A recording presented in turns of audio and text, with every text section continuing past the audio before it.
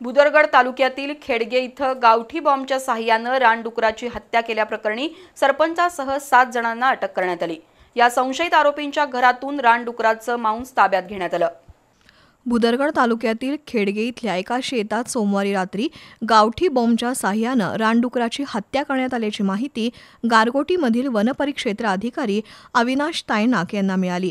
वनविभागाच्या कर्मचाऱ्यांनी रात्रीचं कोम्बिंग ऑपरेशन राबवून खेडगे इथल्या प्रकाश हैबती देसाई, शंकर धनाजी घोरपडे, जनार्दन शिवराम देसाई, सुभाष तुकाराम देसाई, संतोष बबन देसाई, सुभाष बाबासो देसाई, अंतोबा यशवंत कांबळे यांना ताब्यात घेतलं।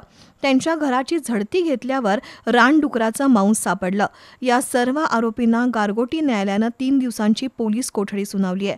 दरम्यान फरार झालेला मुख्य आरोपी सरपंच युवराज एकनाथ देसाई यालाही सायबर सेलच्या मदतीनं अटक करण्यात आली आहे।